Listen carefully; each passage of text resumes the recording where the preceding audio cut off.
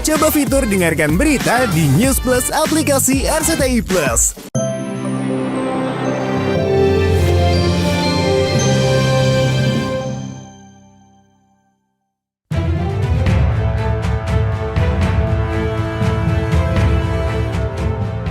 Pemirsa, seperti sudah diduga setelah ditolak JPU, eksepsi Amar Zoni juga ditolak oleh Majelis Hakim Pengadilan Negeri Jakarta Pusat. Dalam sidang beragendakan pembacaan putusan selah, pihak Amar nampak pasrah menerima putusan itu dan harus siap dengan sidang beragendakan pembuktian pada pekan depan. Bahwa belum pernah ada putusan pengadilan atas perbuatan terdakwa 6 dalam perkara dan kemudian eksepsi mengenai sidang sudah sepatutnya tidak diterima. Namun, di balik patahnya strategi hukum pihak Amar, ada kabar yang cukup menggembirakan. Permohonan Amar agar dirinya bisa menjalani sidang secara offline akhirnya dikabulkan oleh Hakim Ketua. Alhasil, pekan depan Amar bisa melepas rindu dengan keluarga, kerabat, serta kekasihnya Dr. Gigi Camelia. Memberikan kesempatan kepada penuntut umum untuk menghadirkan dulu saksinya. Nanti kalau sudah selesai, baru nanti bersama terdakwa, baru nanti saksi yang mendengarkan dari para terdakwa. Ya, eksepsi ini memang ya lebih banyak nanti ke pembuktian. Jadi itu kita hormati lah keputusan hakim itu. Ya alhamdulillah akhirnya hakim itu kan emang yang Om John dan kita mau kan, biar juga Bang Amar ngasih keterangannya lebih leluasa lah. Jadi minggu depan dia sudah bisa dihadirkan, jadi bisa ya ketemu juga sama keluarganya, sama aku, sama adik-adiknya gitu.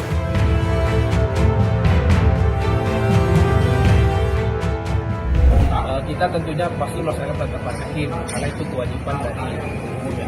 Karena status tahanannya berada di Nusa Kambangan dan yang berwenang itu adalah pihak Dirjen Pemasyarakatan. Karena statusnya kan narapidana, bukan tahanan. Jadi tentunya kita harus berkoordinasi dulu dengan pihak Dirjen Pemasyarakatan. Kalau teknis pengadilannya otomatis ya harus menurut saya ya tentunya pindahkan ke lapas terdekat. Mudah-mudahan saya berdoa terus kalau Bang Amar itu memang harus cepat-cepat dibawa ke Jakarta. Saya tahu mentalnya seperti apa di sana. Saya nggak bisa ngebayangin ngomong sama tembok yang tadi Mbak bilang itu kan, kayak kena matahari, sinar matahari aja kan kagak gitu kan. Jadi saya takutnya abang saya kenapa-napa sih. Hampir 2 bulan tak memeluk sang kekasih, kerinduan Camelia terhadap Amar seolah sudah sampai ke ubun-ubun.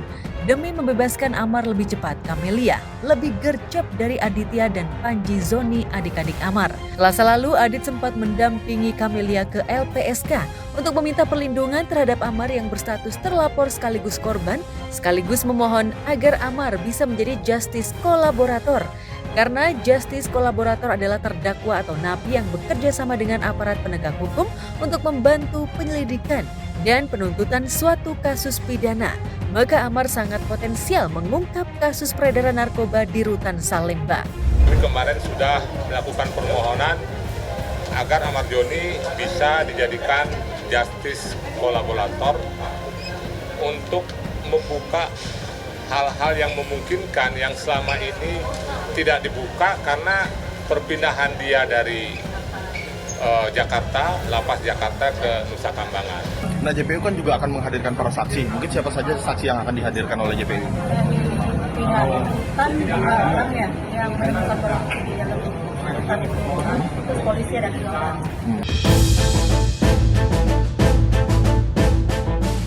Dengan bantuan pihak Ganas atau Gerakan Anti Narkoba Nasional, Camelia dan keluarga Amar berharap pihak LPSK mau menjadikan Amar sebagai justice kolaborator. Putusan Amar menjadi justice kolaborator diharapkan sudah turun sebelum sidang lanjutan pekan depan. Karena Amar tidak boleh bersaksi di bawah tekanan pihak manapun. Setelah mendapat intimidasi dan pemerasan senilai 300 juta di Rutan Salemba dan LP Cipinang, Amar diduga mengalami serangan mental dan pemerasan di lapas Nusa Kambangan. Sebelumnya saat nekat mencoba menjadi justice kolaborator tanpa surat resmi, Amar malah mendadak dipindahkan dari LP Cipinang ke Nusa Kambangan. Lalu benarkah Camelia juga mendapatkan ancaman dari oknum yang menginginkan Amar mati merana di dalam penjara? Kemarin Bu Dokter sudah memberikan ke saya ada 4 lembar kronologis yang sudah diserahkan ke LPSK. Jadi jangan sampai kesan ada dugaan terindikasi menutup celah apa yang terjadi sebenarnya di dalam kasus Ahmad Joni ini. Ya, kita harap kalau ini terpenuhi, semua tabir bisa dibuka dan permasalahan dugaan peredaran narkoba ini mungkin entry point-nya, pintu masuknya di kasus Ahmad Joni. Kena matahari, sinar matahari aja kan kagak gitu kan. Jadi saya takutnya abang saya kenapa-napa sih gitu.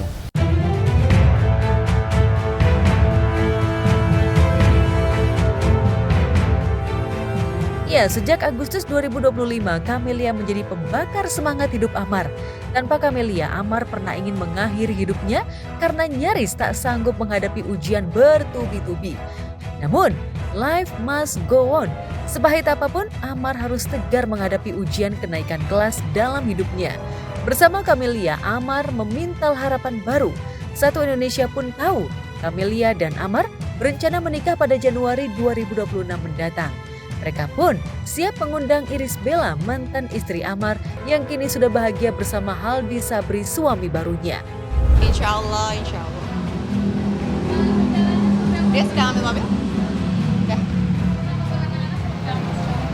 Sehat, alhamdulillah. Banyak, alhamdulillah. Insya Allah. Oh nikah lah nanti. Kayak Nanti insya Allah. cintaku mau dibawa kemana gitu dok. Kan udah dibilang selesai dulu di Amin. persidangan, Amin. selesai Januari. dulu persidangan ini selesai. Udah kedenger Januari kak? Kayak Nanti insya Allah.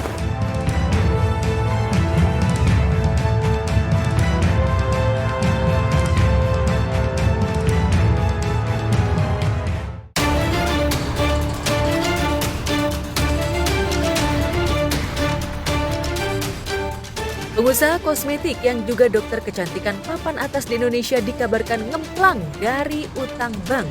Kabar itu mencuat setelah sebuah akun TikTok @jacksparrow307 rilis video pendek disertai potongan narasi yang menggiring opini bahwa istri atau Mbah Mufid itu punya utang 650 miliar di sebuah bank swasta terbesar di Indonesia.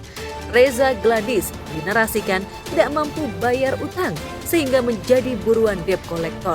Kesal karena merasa difitnah, kakak sepupu aktor Krisdiana Baharudin itu seolah nge-spill pemilik akun TikTok yang memfitnahnya itu adalah ABN atau anak buah Nikita Mirzani, musuh besarnya di kasus pemerasan dan perbuatan melawan hukum. kita lihat nanti dan nanti kita lihat kuasa hukum saya yang akan bekerja. Belum cukup pengusaha skincare yang pernah meraup 9 miliar sekali jualan live ini menuliskan kalimat yang lebih tegas. Nauzubillah, isi komen di TikTok semuanya BCA-BCA-an. Nggak tanggung-tanggung kalau bikin hoax. Cuma tulisan nggak ada bukti, gampang banget percaya.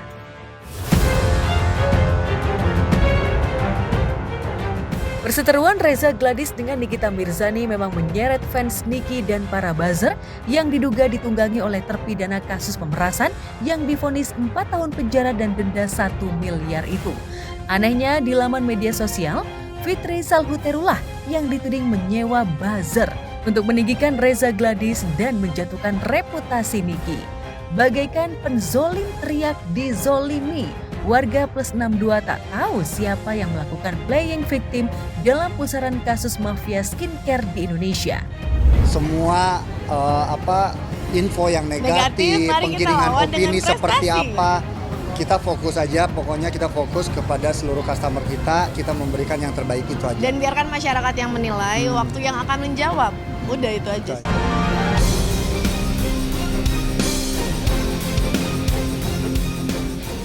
Pekan depan, sidang kasus perbuatan melawan hukum antara Niki selaku penggugat dan Reza Gladys sebagai tergugat diprediksi akan bertambah panas.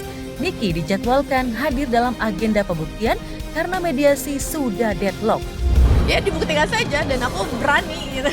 Terakhir sebelum dia berangkat ke China, dia memang akan melaporkan mengenai pasal 55-nya, keterlibatan orang lain di dalam kasus ini gitu. Tapi kalau terhadap diri terpidana NM dia udah nggak mau cerita.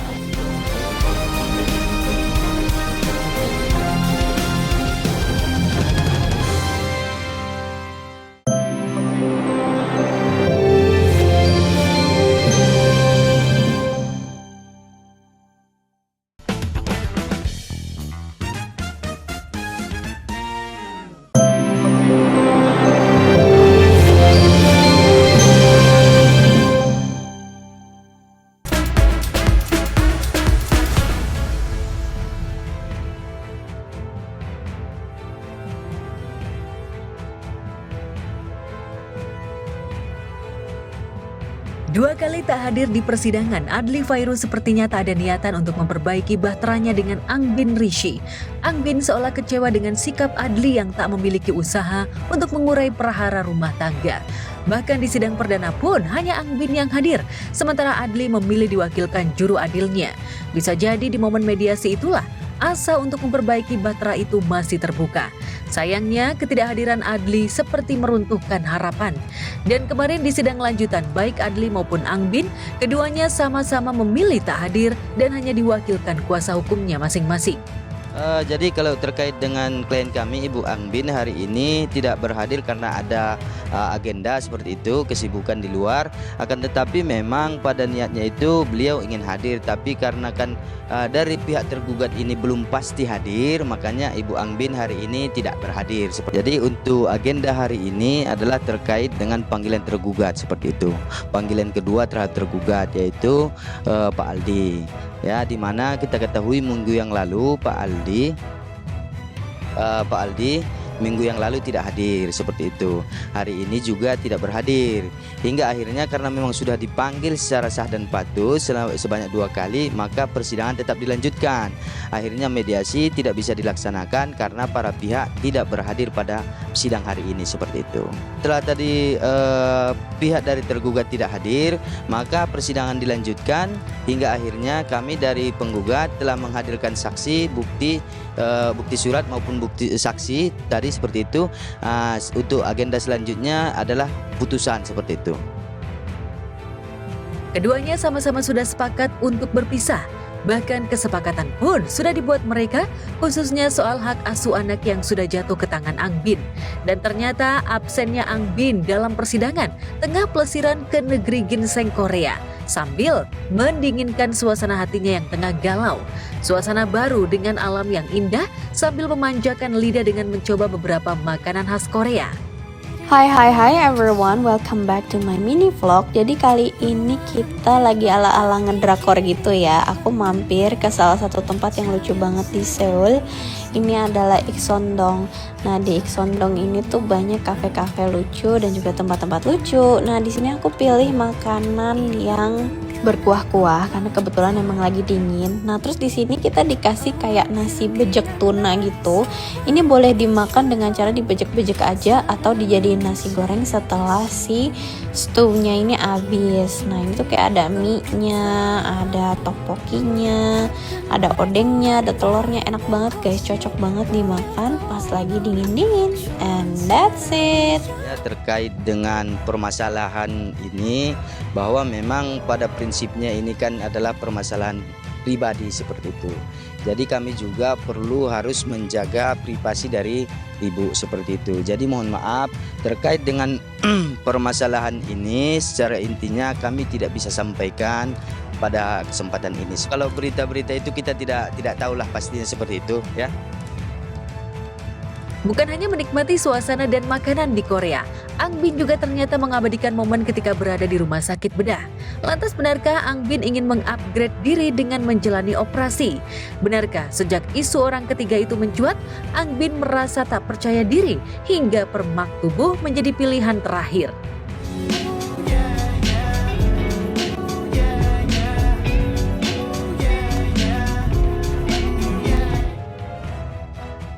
Terlepas Angbin menjalani operasi atau tidak, kembalinya Angbin mengunggah konten makanan seolah membangkitkan kembali gairah masaknya. Apalagi sejak prahara rumah tangga ini mencuat, Angbin memilih vakum dari aktivitas memasaknya lantaran trauma. Bahkan resto yang dibangun berdasarkan cinta bersama Adli itu harus tutup. Udah stop ke dalam ya, maksud gue sepi, nggak ada orang.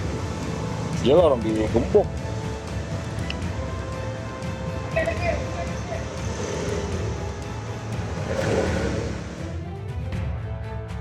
Tapi sayangnya sejak prahara rumah tangga ini mencuat, Adli bak hilang di telan bumi.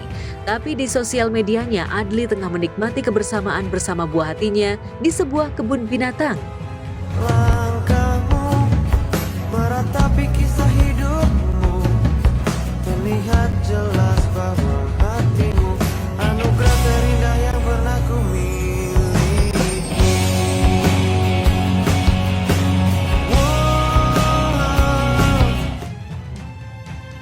Lantas bagaimana dengan Fristiana Aldila, artis cantik yang disebut-sebut membuat Adly Fairuz berpaling dari Angbin hingga terus menjadi sasaran amukan warganet lantaran dituding sebagai perusak rumah tangga Adly dan Angbin.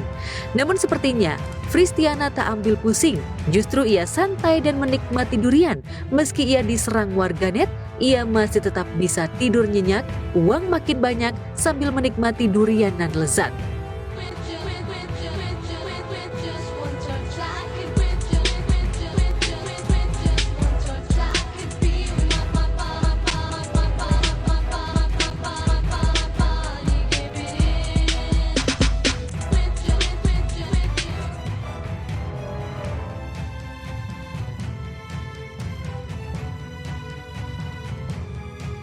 Hari ini genap sudah 1 bulan Cikita Medi resmi cerai dari Indra Aditya. Status baru membuat Cikita tampak bahagia dan tenang. Cikita seperti menerima konsekuensi hidup menjadi seorang single mom. Kerja keras, banting tulang untuk mencari nafkah untuk dirinya dan si buah hati. Maka ia pun menyebut dirinya sebagai sarjanda palu gada. Makin happy, makin subur gue. Gimana sih makin subur, makan ketelan, tiap 3 jam makan. Ketemu teman-teman tanpa harus takut, tidak butuh permisi. Aku menobatkan diri aku, jangan lupa ditulis sarjanda palu gada.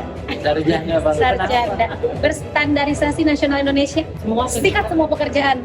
Bukan berarti aku malu, tapi aku karena memang seorang pedagang sih, bisnisnya gitu. Jadi apa yang kemarin tertunda gara-gara ngurusin itu, kan sempat income juga bermasalah dong karena aku ngurusin itu bolak-balik PA, polisian. Jadi akhirnya sekarang ya didoain, ternyata ya ada project ini kebetulan berkaitan juga dengan produksi album single anak.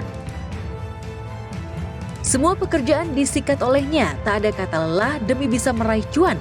Apalagi sang mantan suami hingga detik ini tak ada sedikit pun itikat baik, salah satunya menunaikan kewajiban memberi nafkah anak. Padahal Indra diputus majelis untuk memberi nafkah tiap bulan sebesar 2,5 juta rupiah. Jauh lebih rendah dari tuntutan Cikita 30 juta rupiah per bulan. Meski nominalnya cukup kecil, namun Indra tak bisa memenuhi kewajiban tersebut, meski gaya hidupnya cukup wah. Jadi aku juga waktu itu menuntut mut'ah ya. Mut'ah itu kan yang ya teman-teman tahu lah. Idah masa tunggu, berarti dari aku gugat ya kalau idah itu ya. Sampai dengan ketok palu. Hilang, gak ada di situ. Jadi pas waktu aku lihat putusan itu, cuma nafkah anak doang. Wow, terus mungkin energi aku udah habis ya Beb. Udah habis. Pertama aku cukup terkejut, ini anak pertama loh. Dihargai 2,5 juta. 2,5 juta, oke, kita bersyukur. Tapi kan kita ngelihat kayaknya dari pihak sana mampu, ya kan, 3 pengacara, kemana-mana juga masuk ke dalam kafe-kafe yang oke, ketemu kliennya juga klien-klien yang oke, dan aku sengaja untuk disconnect ya, untuk memblok semua. Yang jelas kini Cikita tengah menata hidupnya yang baru, sementara Indra tak ada wujudnya. Namun, pintu rumahnya selalu terbuka jika Indra ingin menemui buah cintanya. Ia tak pernah menghalangi Indra. Memang mau ketemu sama anak, tinggal datang ke rumah kami di Suvarna, ya kan, jelas. Dan semuanya juga lagi proses tunggakan KPR yang cukup besar. Gimana, away dulu lah, nanti kalau misalnya anaknya udah oke, datanglah dengan versi terbaik. Kalau misalnya dia punya pasangan baru, ya datanglah dengan pasangan barunya, jadi dia tahu kalau ini bapaknya sama ibunya sebenarnya udah pisah. Jadi banyak kok aku belajar dari rekan-rekan teman yang semuanya sudah berumah tangga dengan kehidupan barunya, tapi tetap bisa sama anak atau mungkin anak sambung.